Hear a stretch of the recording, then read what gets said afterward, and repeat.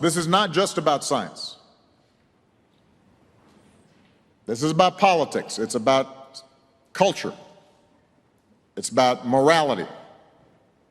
It's about the human dynamic. How do we work together to get a big thing done? And it's about participation and power. Thinking back on my own experience as president, I would have had the power to do even more to fight climate change during my time in office if I'd had a stable congressional majority that was willing and eager to take action. And for the bulk of my presidency, I didn't have that majority. Gaining such majorities require an engaged citizenry willing to do what it takes to reward politicians who take this problem seriously and send out of office those who don't. I am convinced that President Biden's Build Back Better bill will be historic and a huge plus for U.S. action on climate change. But keep in mind, Joe Biden wanted to do even more.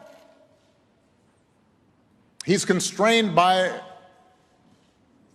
the absence of a robust majority that's needed to make that happen.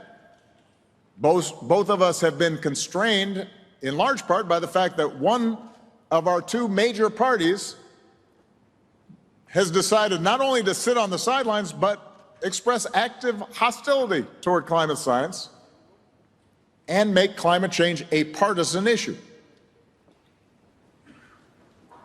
Perhaps some of you have a similar dynamic in your own countries, although generally speaking, the United States seems to have a more vigorous opposition to climate than in many other places.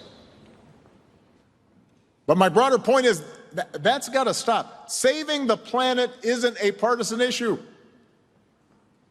I welcome any faction within the Republican Party in the United States that takes climate change seriously.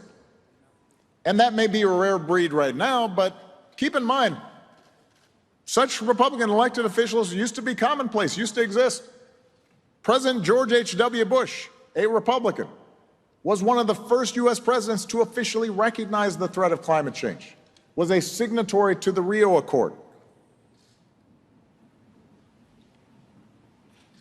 If we are going to act on the scale that's required, climate change can't be seen anywhere in the world as just an opportunity to score political points. And for those listening back home in the U.S., let me say this. It doesn't matter if you're a Republican or a Democrat. If your Florida house is flooded by rising seas, or your crops fail in the Dakotas, or your California house is burning down, nature, physics, science do not care about party affiliation. And what is true in the United States is true in every nation. We don't just need the Democrats or the Green Party or progressives to be working together on this existential problem. We need everybody.